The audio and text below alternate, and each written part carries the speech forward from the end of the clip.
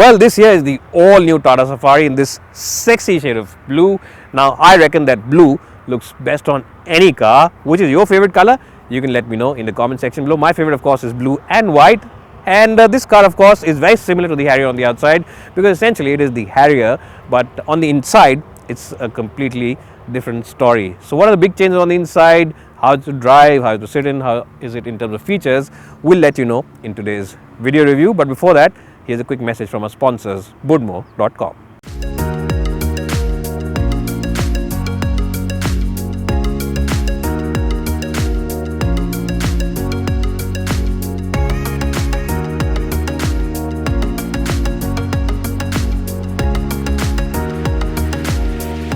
Well, Budmo, as you might be aware by now, is the online expert in terms of spare parts. If you want a spare part for your vehicle, they have it in their list. They have the most extensive spare parts catalog, right from the most affordable small car to the top of the line luxury car, you name the car, and they have the spare parts for it. And the best point is that they have the spare parts from a host of different component makers and different price segments for the same spare part. So if you want to buy a cheaper part from a different maker or a more expensive part from a different component maker, they have the option for you. You can check them out on your iOS as well as Android devices as well.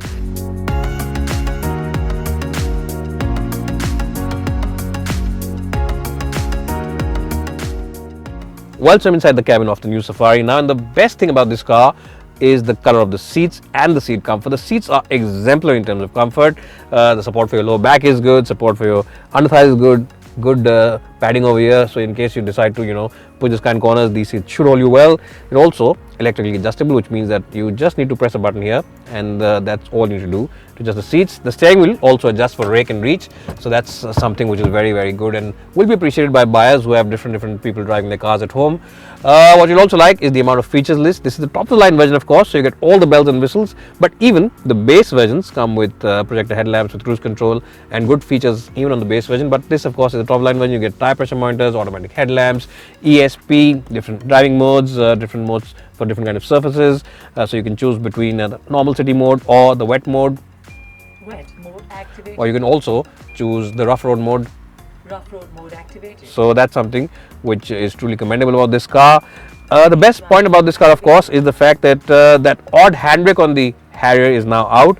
You get this electric handbrake, and of course the auto hold function as well, which makes this car feel a lot more luxurious, a lot more opulent than the Harrier. So that's something which is there. And this forward finish, this nice quality for the top of the dashboard, this brilliant touchscreen system, all these things make the ambience inside the Safari feel half a notch above the Harrier, and it definitely feels like an expensive and opulent place to be in.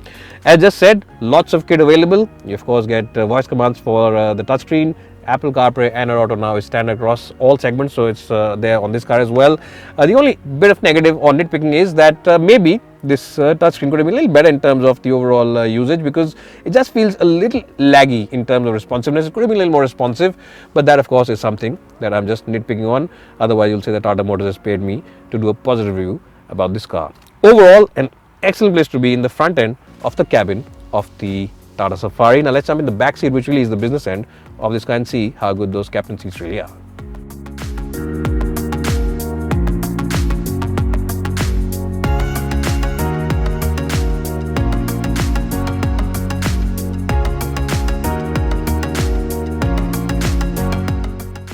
Well, even the original Tata Safari was very good in terms of seat comfort as well as the space in the back, and the new one is very good as well. You get excellent support for your under thighs, excellent support for your lower back, good amount of side bolstering, and the armrest also is very comfortable. Now the benchmark in terms of captain seats has always been, for the last 15 years, has always been the Toyota Innova. Whatever generation, whatever variant of the Innova you sit in the back, people always compare the captain seats of any other car with the Innova, and I have to say that Tata Motors has done an exemplary job in terms of the comfort, and this car is at par with the Innova in terms of seat comfort. It's not behind in any sense in terms of seat comfort. Now space also is very good. Now the front seat, as always, has been adjusted for my height and driving position, and my height for reference is 5'10". So if your chauffeur is also 5'10", if he's 5'11", even if he's 5'9", you have plenty of space over here. Headroom also is massive, so no issues whatsoever. The best point, of course, about the back here is that there's a bit of a lever over here to which you can just pull it and push this seat front or back, and that's something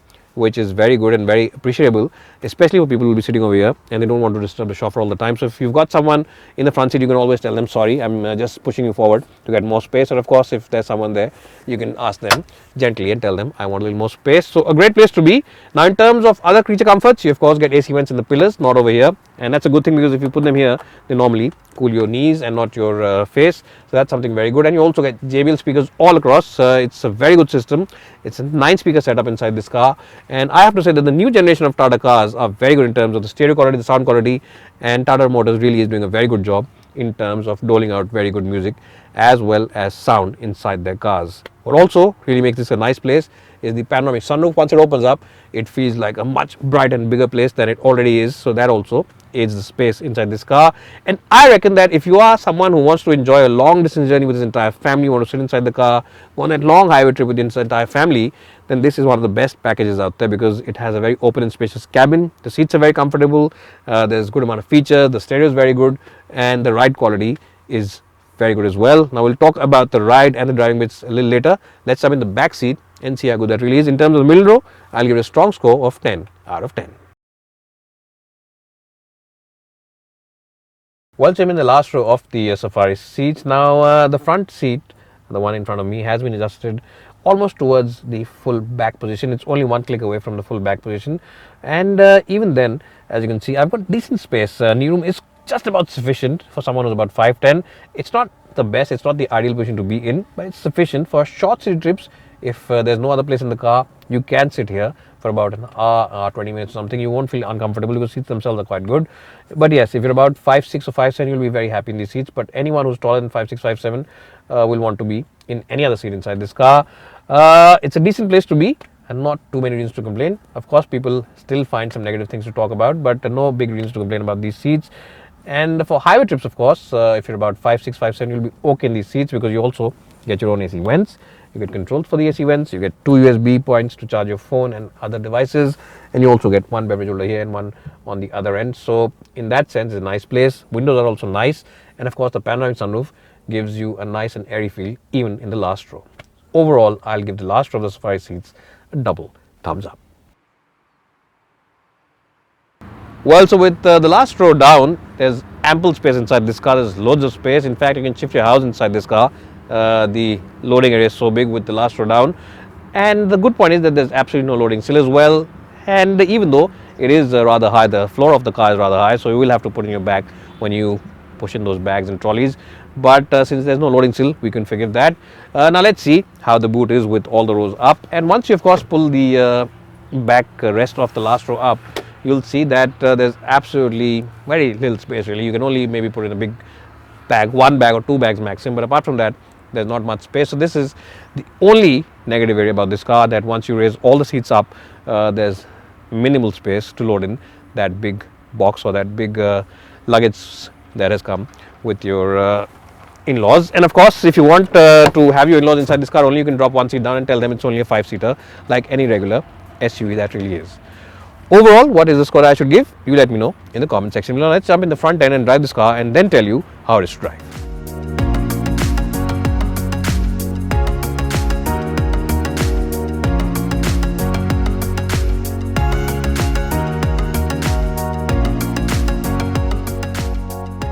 Well, so here I am driving the Tata Safari now, and this car, remember, comes with a 2-litre turbocharged diesel engine. It's the same engine which does duty on the Harrier as well and produces the same kind of power output. You get the same 170 bhp. Now, in terms of refinement, it's a very good engine. It really does deliver very good refinement levels. What you'll also like about this car is the fact that this car is very good in terms of ride comfort. The ride comfort on this car is truly exemplary. It seems as if Tata Motors has given this car excellent suspension settings, and even on the highway, even on the badly passable roads, on village roads, whatever kind of surface you're driving this car on, this car will soak in all the bumps without any fuss, any problem whatsoever. So you never feel uncomfortable, or you never feel like you're on a car which offers you bad suspension. The roads are really good in this car. Well, they're not really good. It's the suspension of this car which is doing its job very well. And on the highway, the stability that this car offers is second to none. This car feels a whole lot more stable than your ex-girlfriend ever did, and it really does feel very nice and very, very good in terms of when you drive in excess of 100 kph. So all those things make it a very good car for long distance journeys. What also makes it good is the excellent refinement from this engine. It's a very nice diesel motor in terms of the refinement levels. Yes, there's a little bit of diesel clatter which enters the cabin when you start it from cold, but after a couple of minutes or 3 minutes or 4 minutes, when it gets nice and warm, this car is very toned down. You can't hear the engine inside the cabin. In fact, occupants in the back will not be able to tell if it's a diesel engine or petrol engine which is powering the car. It really is that good. What you'll also like, of course, is the fact that you get excellent visibility all across. The seats are high set. You get a good view of the bonnet line. The rear view mirrors also are nice and large. And of course, what you'll also like is the fact that the middle mirror over here gives you a nice view of whatever's happening behind you. Now, what I also liked about the car is the excellent 6-speed automatic gearbox. Yes, you can choose a 6-speed automatic or a 6-speed manual. Now, the manual gearbox definitely needs a heavy hand to shift. The clutch is light, but the gearbox does need a heavy hand to shift. It's decent in terms of operation, but there are some other rivals at this price point which offer better gearbox in the manual format.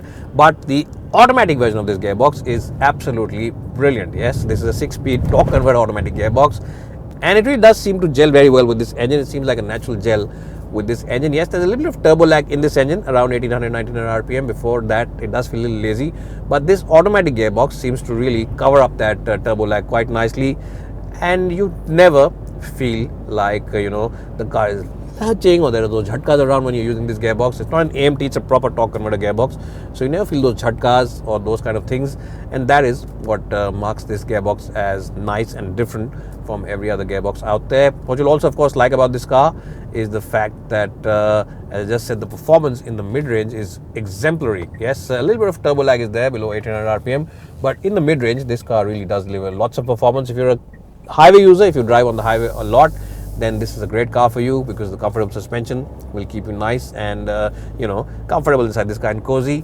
And of course, because this nice and torquey diesel motor is there on the highway or on those steep inclines up the hill, this car will definitely put a smile on your face. Now, this is not the ultimate driver's car. No SUV really can be called that, but for a sober average driver or a sober buyer who's got his family to be in the car with him and is driving up the highway or up the hills, this is a nice little package. I really like driving it today. It's comfortable, it's refined, it definitely has lots of power. The inputs from the steering wheel are nice and accurate, and the automatic gearbox definitely makes it stand out and makes it a very nice and hassle-free car to drive.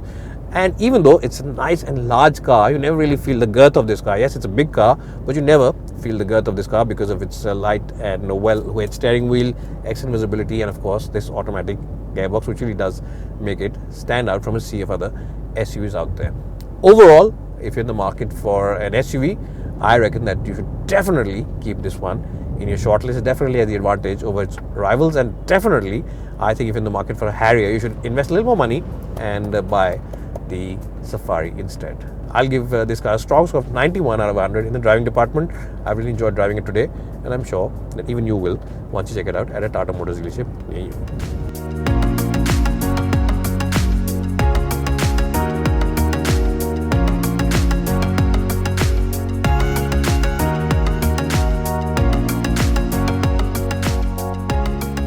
Well, so overall, the Tata Safari brand name really is a very cool and iconic name, and in itself, it is a very desirable name as well. So that's one big reason why I should buy this car. But that's not all. This car truly is a very well-rounded product from the house of Tata Motors. It's very good to sit in. It comes loaded with a lot of features. It's also very comfortable and spacious in the back seat, and the ride quality truly is exemplary. Refinement of the diesel engine is very good, and it really does look very stylish and very cool in this sleek color of blue. So I'm trying to say that if you're in the market for a mid-size SUV and you have a budget of about 19-20 lakh rupees, you can buy the top of the line version of this car. Then simply go ahead and take a test drive, and I'm sure you'll be just as impressed with it as I've been on my review today. It's bye for now, and thanks for watching.